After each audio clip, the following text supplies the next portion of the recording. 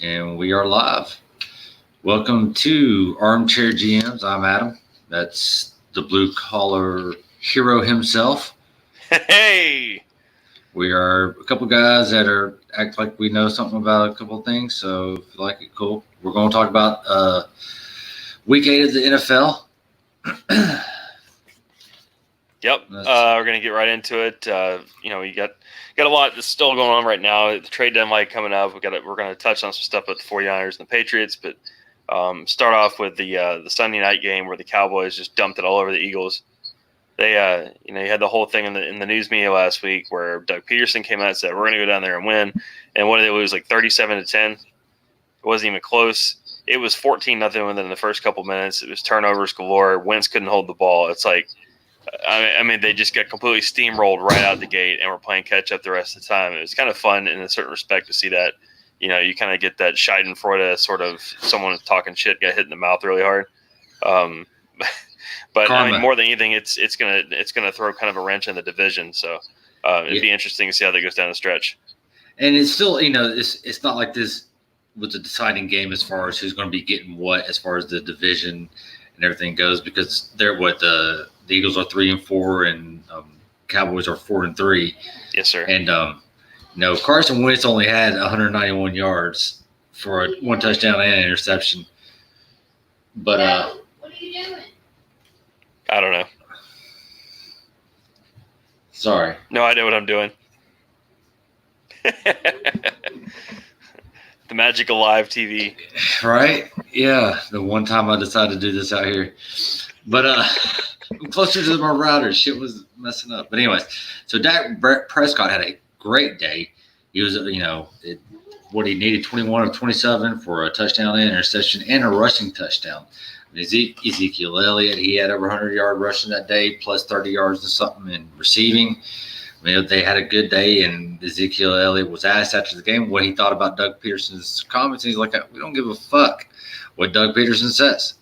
That's the appropriate response. That's exactly the appropriate response, of course, Wow. But they played such a good game, and they're such a balanced team that when everything's clicking on all cylinders, I think Dak in year 4 looks better than he has the first 3 years. And when he took over for Romo and came in and blew the doors off, I think everybody put a lot of expectations on him to be this, the next level quarterback, what Romo should have been the entire time. But Romo was a good player. Romo had a lot of seasons earned before he became a starter. So, you bring Prescott in, it takes a while to get into a system to really learn the nuances of an offense, to be able to make protection calls and be able to make audibles at the line of scrimmage and really bring the entire team together instead of just throw to the guy that's open. It's not that simple. But he looks like he's in complete control of the offense. Even the games where he hasn't played well this year, it seems like he was just a couple of plays away. I'm starting to be a believer in him where I wasn't the first 3 seasons, and everything else I think plays off of Dak Prescott now, as opposed to it being the Ezekiel Elliott show. I mean, he's getting the ball to guys like Amari Cooper. He's getting the tight ends involved. I think the whole thing looks really cohesive right now, and that's going to help them out because as you get towards the end of the year, your powerhouse teams are in the NFC, and the only way that they're going to really be able to compete is if they've got it clicking on all levels on offense. And they definitely do. But another thing that not a lot of people have really mentioned is the defense of Dallas is really – they're a top 5 defense in the NFL right now. And, right. Another team that's, not getting the recognition until probably this past week for their defense is the Patriots. Yeah, they're playing lights out, and historical levels, one would say. I mean, they're not the best in the league as far as yards, I don't think, but as far as turnovers and touchdowns allowed, I mean, they're number 1 across the board, and so they're starting to draw those comparisons as you do this time of year. If you're playing at this level to the '85 Bears or the 2000 Ravens, some of these really historical teams, early 2000 Tampa Bay teams have like multiple Hall of Famers, but who is really a Hall of Famer on the Patriots defense? I couldn't look at anybody and say that they're even close right now. You may have a couple of Pro Bowl players. Stephon Gilmore, I think, is probably the best player on the defense. But, I mean, the system is amazing, and they don't have a defensive coordinator. They have Bill Belichick. But he's always been a defensive coach, and no one's really looked at him like that because of what Tom Brady's been able to do. But, dude, that's true. You talk to any player that's ever played for Bill Belichick, he's all about defense. That's his number one thing in the game of football is defense. I mean, they got 18 interceptions this year so far. The only team that's even close to them right now is Carolina with 9. That's the closest team. Right. Is 9. This is a passing league, so you're able to stop the pass. You're going to be in just about every game. And as you can see, they've held every team to under, I want to say 16 points. I'm not looking at it right now, but I know that no one's been able to score in New England. And, I think only 3 touchdowns total, right? I don't have that number in front of me, but they've only allowed 31.9 points this year so far. Wow. Yeah. That 0.9 is really impressive. Yeah, right. And that definitely didn't come from the Jets for jeez, man. No, Sam Darnold. So there's a couple things to unpack here. First, my most favorite thing about that Monday night game. My most favorite thing about that Monday night game, which I watched for fantasy purposes, it was a terrible game to watch, but I didn't make it past the first half.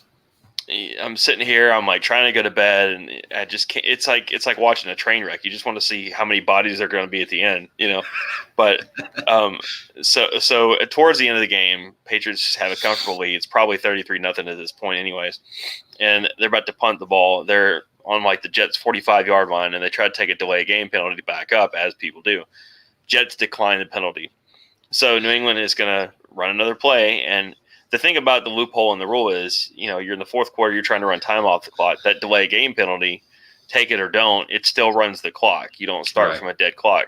So they're running another 40 seconds, and they get down to like 2 seconds left on that play clock. And Belichick has an intentional false start, and the Jets decline that also. And then they have this camera shot of Belichick. He's kind of got this just kind of smirk on his face. It's like the dude that never smiled. And I mean, he was giving the shit business to the Jets in the fourth quarter, and there's nothing they could do about it. He ran 120 seconds off the clock by just basically, just taking penalties, which I don't think anybody's really going to complain at that point. It's 33-0. The game's decided. Everybody wants to get the hell out of there. Right. But I just thought it was funny. He's this mastermind guy with the rule book and finding these little bitty loopholes to aggravate people. So yeah, I thought that was cool. Well, one person I was definitely aggravated that day was Sam Darnold. Oh my god, dude, he wasn't just bad, but he was like Showgirls bad. I mean, he was just so terrible. Like his passer rating was 3.6. 3.6. Do you know what the ranking is for Showgirls in Rotten Tomatoes? 3.6. 22. Showgirls has a better ranking than Sam Darnold had in this fucking debacle of a game, dude. He had like 86 yards. He had a total of 86 yards. Dude, it was like watching a bad backup college, freaking junior college football team, really. No, I won't argue with that. And the thing about a young quarterback is that the coach is really in charge of putting him in a good position, because a young quarterback's going to play college-style football. He's still learning the game, and the speed of the game is the most important.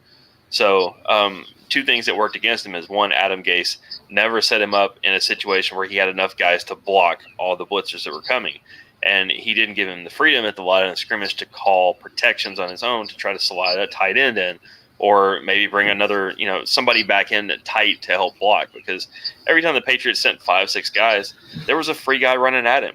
And so he saw that enough that he was just throwing the ball off his back foot, and it's just sailing. And it was intercepted every time. It was in the red zone. It was all over the field. It was terrible. But, I mean, Booger McFarland, for all his faults, I hate Booger McFarland, but he was calling it just like that. He's like, dude, they've got to have somebody pick up these linebackers. And then the next time they get the ball, the exact same thing would happen. And it's just, I'm looking at Gase. It's like, okay, you were with Peyton Manning. You're a well-acclaimed offensive coordinator. Like, what are you doing trying to get your quarterback killed like this? And the second thing that was working against Darnold, NFL Films had him mic'd up. So when you have a player mic'd up, the team usually has a little bit of control over what makes it on the air. So they don't they have secrets and those types of things. Each team that if they have, like, say, the Titans were mic'd up, they have one representative from the team in the truck with them. That kind of gives the final, hey, don't air that. Yeah, it's like, nah, that's cool, but don't do this. Like, so who was in that truck? I mean, was Rex Ryan in that truck? I mean, somebody was in there.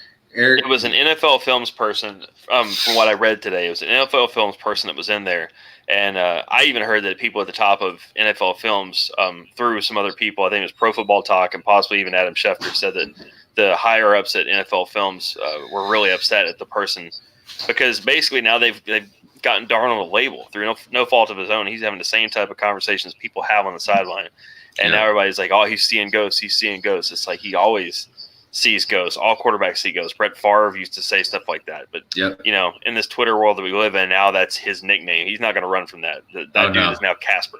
Yep. The friendly interception ghost. Yeah, but, Patriots D looked amazing. I mean, I think that it's always good to see a defensive team. Of course, if they were playing a better offensive team, I think the game would have been better. But I mean, the whole thing about teams. Well, the whole thing about the Patriots, in my opinion, besides their defense, is their time of possession. I mean, they've averaged 34.30 minutes a game. So that's You're gonna win a lot of games like that. Yeah, no shit. 34 minutes and 30 seconds per game is what they're averaging, and there's only two other teams, both with winning records, that better than them. And one of those teams is the 49ers, the only other unbeaten team left. Yep, the 49ers are the truth, the way, and the light. I mean, they're streaming right through the NFC. I don't think there's any question that they're going to be in the playoffs, but I mean, they're looking at home field advantage now. I mean, really, you get to 7-0. I mean, you're thinking about next level of, what are you going to do in January? I don't know who's going to stop these guys. I don't know who's going to stop New England. I'm looking at the schedules for both of them, and it's difficult to pinpoint and see which one's going to lose first if they're going to lose at all. Because, I mean, there's a mathematical possibility that both could go undefeated. They don't play each other this year. No, they do not. But it is that's a crapshoot, man. Because I too also have the schedule, and I honestly feel like the 49ers have a better chance. No, I got to take that back, man. Dude, I'm sitting here looking at the 49ers schedule. Their last 4 games are 3. Well, all right, so they still have to excluding the Falcons. Yeah, that doesn't count. But they still have to play the Seahawks twice. They got the Packers, and the Packers have the same win record as the 49ers at this point, with only 1 loss. So, I mean, that they are definitely, they definitely got their work cut out for them. Whereas the Patriots, the only one I really see giving them a real run that I think is liable, there's 3 games. The Cowboys could give them a good game, the Chiefs, and the Bills. I'm sorry, I really feel like the Bills are due. They came so close that first time they played them. I mean, they were just a couple of plays away, dude, of beating them. Of course, they got the Dolphins Bills, again, but that doesn't matter.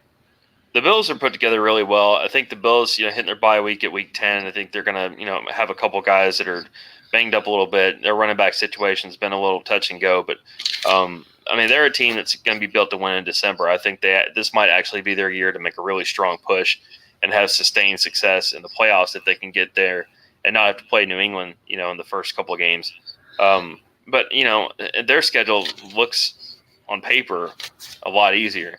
The Bills, I mean, they have kind of a murderer's row. You got the Eagles, Cowboys, Texans, or not the Bills. I'm like shifting gears all over the place. The Patriots schedule looks a lot easier towards the end of the year, minus the Bills. We were talking about the 49ers and their schedule a second ago.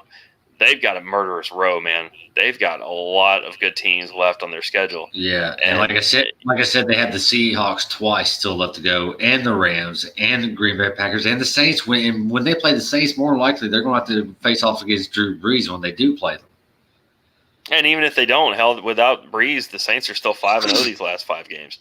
Yeah. But the one thing that's in the 49ers' favor, I will say for all this, I mean, they've got – I'm looking at this, and aside from the Cardinals, I think all these teams, Cardinals and the Falcons, are the only 2 teams that they play the rest of the year that are going to wind up with a losing record at the end of the season. The Panthers are good enough. I think they're going to give them a hell of a game this week. But I agree. They have most of these games at home. They've got 4 road games left this season. It's 1, 2, 3, 4, 5. They got 6 home games and 4 on the road the rest of the year. My math is wrong. 2, 3, Wait. 4, 5. Is it 10 games the rest of the year? That's not right.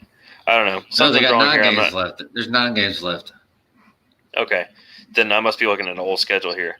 But most of these are at home. So they've already played they played and won 4 games on the road already.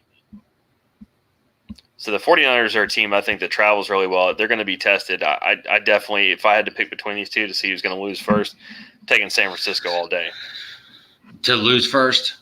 To lose first, yeah. Yeah. I'm with you on that. Who do you think is going to give them their first loss? The teams that I see on here, realistically, it could be the Panthers this weekend. I'm gonna go with the Seahawks because they're playing. Fair enough. I'm gonna go with the Seahawks, and if Seahawks don't do it, I would say that it'd be the Packers on the. Yeah, I would say it'd be the Packers. So you know what? The Panthers are one of those teams that kind of like befuddle me a little bit. I mean, they have good games and bad games, and Newton's been hurt, but I mean, Christian McCaffrey's playing on MVP level. They could sneak up and beat some really good teams this year. No, there is 10 weeks left. Okay, so I'm not crazy. No. The 49ers already had their bye week. That's what was throwing me off. Yeah, that's what it is.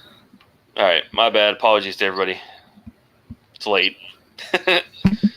We'll see when I go, but yeah, no, something ain't right. Because when I go to the Patriots schedule, they got 1, 2, 3, 4, 5, 6, 7, 8, 9 games left. Yeah, they still have their bye week coming up on week 10. So that's what it was. It was just tripping us up. 49ers have taken their bye week already, and the Patriots haven't. Okay. But, the 49ers, their offense may get a little bit of a boost because they traded for Mohamed Sanu this week, yesterday to be exact. Yep. And here in Atlanta, a lot of people were kind of scratching their heads, but this could be the beginning of a fire sale for the Falcons and some of their good players. But more importantly, I think this could be a good move for San Francisco and their offense. For San Francisco. Yeah, so Sanu went to the 49ers, and they gave up a second-round pick, which I was really surprised about. Wait, no, they went to the Patriots. He went to the Patriots. Sanu? Yeah. Jesus Christ. I'm thinking Emmanuel Sanders. There were 2 trades at the same time. So Sanu went to the Patriots. Yeah. Which I mentioned earlier, so I knew about that. Yeah. I was playing that off. Jeez, I'm fucking this up. Yeah, no, when you start doing that kind of shit, you make me second guess myself because you're way smarter about this shit than I am. I just have some shit. I'm not smart. Down. No. I It's a fuck you. put it in the nose. I put Sanu to San Francisco, and then you sent it back, and you put it on there too. Yeah, I actually have to write it down. I can't put my shit in my phone. I'm one of them Sabotage. fuckers. Right? But Sanu went to the Patriots for an Atlanta, got a second round pick. And what were you telling me? They were getting Gordon? Who'd you say? Yeah, so say in the beginning, before he came on air, so Josh Gordon, they put him on IR. He had a minor knee injury. So the Patriots don't have him. His season's over as far as it goes in New England. And they're thinking that he's going to just be waived off and sign with another team. So to replace him, they got Sanu, which all things considered, I mean, Gordon was good at some things, but he's not as much of the over-the-middle possession receiver that Sanu is. Sanu's a smart player. Could be a good move for them.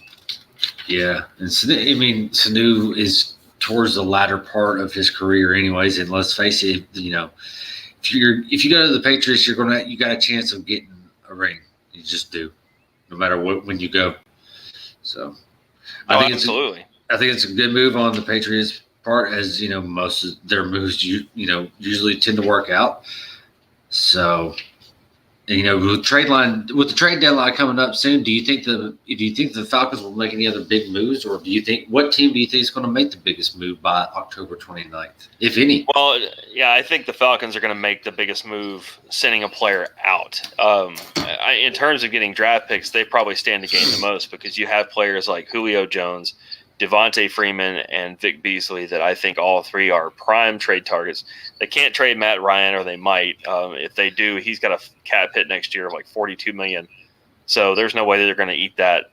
But right now, they had the worst salary cap situation in the entire NFL. I think before this trade with Sanu on their roster, they were going to be 8-man over the cap going forward next year. So they're in really bad shape. They've got like 8 or 9 guys that take up 50% of the salary cap, which is an amazing amount of money for that amount of players. A lot of veteran guys. Seems like historically the Falcons draft guys, and if they have any level of success, they re-sign them. They don't let anybody walk. Where you have teams like the Patriots who they draft guys and they start to have success and they let them walk maybe a year before they should. But they're constantly getting young players and those rookie contracts, which works to their advantage. Atlanta, though, Beasley's got a lot of money due to him. He's underperforming. I think he could go somewhere that's in need of a pass rusher for like a 1-year rental, so they may get something for him. But Julio Jones, he's still got like $12.8 million on his contract left in his final year. Yeah. 12.8. That's a big hit that they can't really afford. But see what the compensation would be, second round, third round pick, something like that. Well, when you have a big contract, you're going to get a lower round draft pick in return because that team has to basically, in their mind, they're like, well, we're taking on this big salary, so we're not going to give up quite as much. That's why you saw Antonio Brown when he got traded from the Steelers to the Raiders. I think the Raiders got him for a 3rd and a 5th. And Antonio Brown, talent-wise, is a first-round pick, probably plus some. But he was bringing that salary with him. It didn't work out for them. But that's kind of how you equate the value. I'd say if you had Vic Beasley going out, you're probably going to get about a 3rd-round pick. If somebody gave more than that, they're overpaying. But the Falcons need all the draft picks they can get. I personally feel like the Rams are going to make the biggest impact. I don't think they're done. I think they're going out and going to get another running back, and I wouldn't be surprised if it's the guy from the Chargers. Melvin Gordon? Yeah.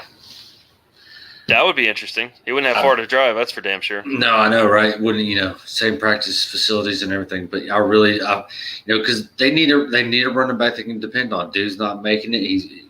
How long is he not going to do? Wait, what's wrong? Isn't their running back out? Gurley? No, the Rams have Todd Gurley, and Gurley had that knee injury in college.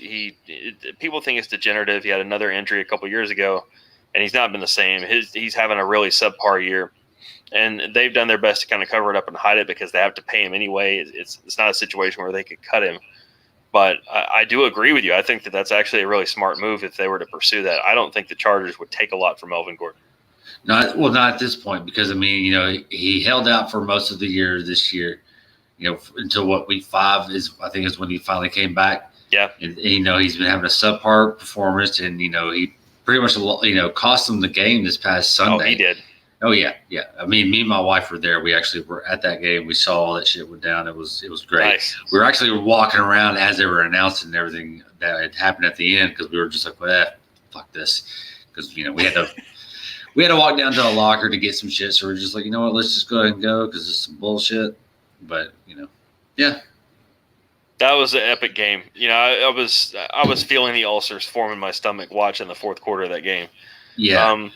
We can address that now if you want to. I think Vrabel, it's the 2nd game in a row. I'm like, the hell is this guy doing? Right. Like, as a head coach, you don't control much. People think the head coach controls everything. On game day, there's a couple of key decisions. There's clock management. There's, do you accept the penalties or decline? Do you throw the challenge flag? And you have people running all the other stuff, offense and defense and special teams. So it's kind of like you had one job. And he didn't challenge that 4th and 1 quarterback sneak. Mm-mm. How do you not challenge that? They could have lost the game. They honestly should have lost the game because they gave the ball up on their side of the field. Yeah. Dude. I was so – just the fact our defense was so worn out. They can – all right, Ryan Tannehill had a great day. He had, over 300 yards passing. A phenomenal game. Great decision-making. No turnovers. I don't think – I don't have his stats in front of me. But, anyways, he had a great game, But the defense, man, they just – when the Chargers wanted to go, they went.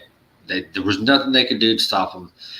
Except for there at the end. And, dude, I'm sorry, but there's more than the officiating. Oh, for fuck's sake, the officiating, man. Yeah, the officiating's been rough. And we almost were the victim of some really bad calls there at the end. We still were. Matter of fact, I can't remember what quarter it was in. I want to say it was the 2nd quarter. But it was like back to back. I think he challenged the second one, but he didn't challenge the first pass that was completely not a pass. But the Chargers hurried up and ran the play. So we didn't get a chance to even challenge it. But it was very clear that it was not. It wasn't a. I think it was like a 15-yard pass or something like that. But that was on that same drive where Vrabel did challenge something, and it was very clear that it wasn't a good call. And again, he's making these head scratcher decisions, and I'm kind of looking at things from a bird's eye perspective. It doesn't seem like he's really bringing a lot to the team that dare I say Mike Mularkey didn't have with the team. I mean, Mularkey was nothing special, and they were worried he couldn't develop Mariota, and Vrabel didn't develop Mariota. He developed a trade for Ryan Tannehill and then benched Mariota halfway into the season. So, not to say it's a bad move. Tannehill played lights out. He made at least 4 throws in that game that I know Mariota wouldn't have made in the first place. And probably if he did, would have made them so late that they'd have been intercepted. And that's no real slap against Mariota, but that's just the style of player that he is. right. If Mariota doesn't see a guy streaking open by at least 4 or 5 feet, he's not going to throw the ball in the first place. Tannehill was flying darts out there, and they were hitting guys in stride. They were hitting guys when they were breaking open. And Mariota did this one game this year, a couple weeks ago. I want to say it's Falcons game. And, you knew you weren't going to get it week in and week out. Tannehill could be the guy week in and week out to do these types of things because he has a lot of natural talent. His thing has always been injuries. So if the line can keep him healthy and they can design the offense where he can get the ball out, the Titans may have a better outlook the rest of the season than we thought a couple of weeks ago. They're sitting last in the division, and I think that could be turned around in a little less than 4 weeks. Last to first is not a big jog in the AFC South. No, it's a very close division. Always has been and always will be. Because there's that. Now there's a talk about with the trade deadline coming up. Do you think there's any validity in the Titans getting rid of Mariota and trying to get any kind of compensation for him? Because this is last year under contract. There's will they and should they? I think should they? Absolutely. You're not going to get any compensatory draft picks of note because no one's going to sign to a big contract next year. Right. So if you let him walk away in free agency, you could just come up blank. Kansas City, if Mahomes is going to be out a little bit longer than it seems like he's going to be, I think they would have already made that call. A lot of people think that they could get a 3rd-round pick for Mariota to play 5 or 6 games for them. With Andy Reid, would have been a good fit. But that being said, I mean, who out there is a contender that would trade for a quarterback midseason to try to keep things on track? I think it's going to take another injury. No, I don't think they'll go to a team that's a contender. I think he's going to go to like Chicago or the Jets. Probably more Chicago. That's actually Chicago's got a lot of talent right now, and if they keep struggling offensively, they might make a move. But the only problem with doing that is if you make that type of move with a guy you drafted that high in the draft, you're basically telling him you're giving up on him, and you can't go back to him afterwards. That's the only problem. But common sense-wise, that actually would be a really smart move for them because Trubisky will turn the ball over, and Mariota, obviously, that's the one thing he doesn't do. Right. Well, except for that last game where he got benched. Yeah, fair enough. But, overall, I think this season he's only thrown like 1 or 2 interceptions, and he's been extremely careful with it. If you have a Hall of Famer on defense like the Bears do, and if you have a system in place to be able to win those close games and all you need is somebody to not turn the ball over, that could be the key. So, I mean, that actually would make a lot of sense. I'm not so sure that it'll happen. It's going to take another injury. But so what do you mean? You would take an injury to the starter? Yeah, because I think is Chase Daniel the backup there from Chicago? I do not know that. I don't either. I don't know enough about it. But I tell you what, I would like to see him on the Bears. I think that would be a fun watch. I think that would put Bears a little bit higher up in that division. He's had 8 interceptions this year. Who? No. Trubisky? No, just ignore that. Ignore that. That doesn't make sense. I don't like that. What kind of stat is it? What is interceptable passes? Is that interceptions? I think it's balls that could be intercepted. There's maybe it hit the defense in the hands. It says 8. What kind of some of these damn stats that you try to look up? They, like you said earlier, they just don't have things listed for shit. Nerds. Yeah, but all right. So where are we at? We gonna pick games. Is that where we're at? Yeah, we can pick games. I don't have the schedule in front of me. Let me get it up. Because, all right, so last week I pulled ahead of you by one game simply because we had to pick opposite games at some point. But what do you know? What team what game we did both lose out on was the Charger game. So that's where I got my loss. You got a loss there, but you also have the loss because you chose Chicago over New Orleans, which made no fucking sense in the first place. But hey, well, it is what it is. Yeah, that is that. It's you sucking shit. But so Yep. All right. So where are we at then? Let's pick them, man. So first game, I'll roll it out here. You got Chargers at Chicago. There's no Mariota. You got Trubisky. You got two underachieving teams. This could be the nail in the coffin for one of them. Who you got? You're going to say that one more time. Yeah, Chargers at Chicago. I'm going Chicago. I'm going Chargers. Chargers need this win. They want this win. They got to have this win. And if they don't get this win, somebody's losing their job. Now, as far as Chicago goes, I don't think it's that much I don't think it's as important for them to win right now. I know that's a shit thing to say, but hey, come on, who gives a fuck about the Bears? People in Chicago? Well, I'm not in Chicago, so I don't give a shit. Yeah, I'd take the Bears in this one. I think it's I think they're really evenly matched teams, but Chicago's got to figure out something. I think they know they can't depend on their quarterbacks. They're going to come up with a game plan that's going to give them a chance. All right, so next game. You want to do the next game? Yeah. I don't have it pulled up. I got it. All right, Tampa at Tennessee. Oh, I'm going Tennessee. Tennessee's looking good. Tampa, Tampa's kind of the devil. I don't know. I don't know what Winston's going to do. I'm going to take the Titans also. All right. Yeah. All right, next game. No, go ahead. As far as Winston goes, no, you're right. Go ahead. All right, Seattle at Atlanta. It could be the death of Dan Quinn on this one. Yeah, no, Seattle for that game. I think definitely Seattle. All right, no further explanation necessary. No. Green Bay at Kansas City. That's going to be the game that's my pick for the game of the week right there.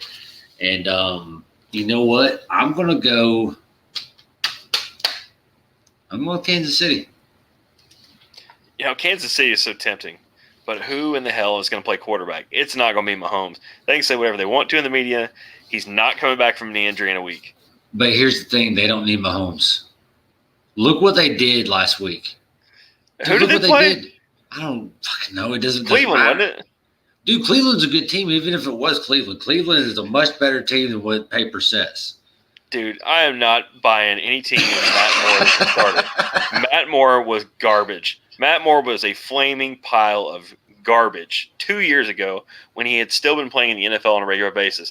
His arm was shot. He was ass. And then he was out of the league last year, coaching high school football, and they called him back. And, he probably would have bet 100 people $1 million a piece that he wasn't going to play this season because of Mahomes. I'm not picking Kansas City because of Matt Moore. I'm picking nor would anybody. No shit. But the reason I'm picking Kansas City is because of Andy Reid against Aaron Rodgers.